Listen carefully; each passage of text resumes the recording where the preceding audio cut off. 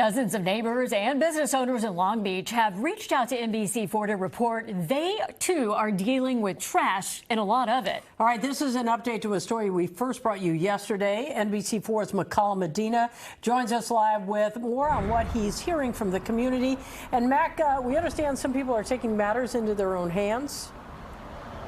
Colleen, I think I lost you there on the IFB, but we have been hearing from these neighbors and one business owner who told us his trash was so bad he had to haul it off to the dump himself. The city, though, is adamant. They say there is no citywide delay when it comes to trash pickup. I honestly thought it was just us for the longest time, and apparently it's a lot of people in Long Beach are dealing with the same problem. Michael Gillespie owns The Merchant in Long Beach. He shared these photos with us, showing us just how bad his trash problem got. He says when the city misses a pickup, the problem gets worse. They come the next day and the trash is overflowing, and then they'll refuse to pick it up.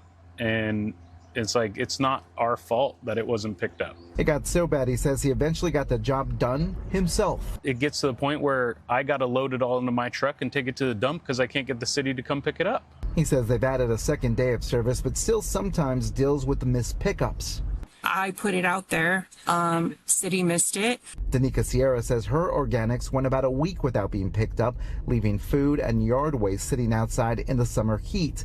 Sierra has worked in the waste industry for years and says delayed trash collection can quickly become more than an inconvenience. To me, it's kind of ridiculous. You know, if you don't pick up the trash, it actually becomes a health issue, too. She says sitting food waste can attract rats, vermin, and other pests. When we went to her street today, the city had finally picked it up.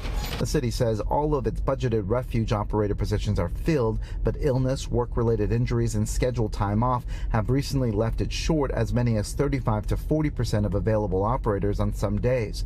City officials stress there is not a citywide delay. They say the Collections Bureau runs about 68 routes a day, and its overall miscollection rate remains below 1%.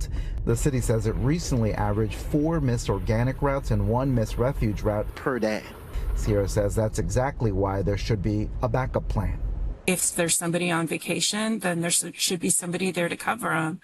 And this should be something that it's an easy fix. But for things to go weeks on end not to get recovered is pretty unacceptable.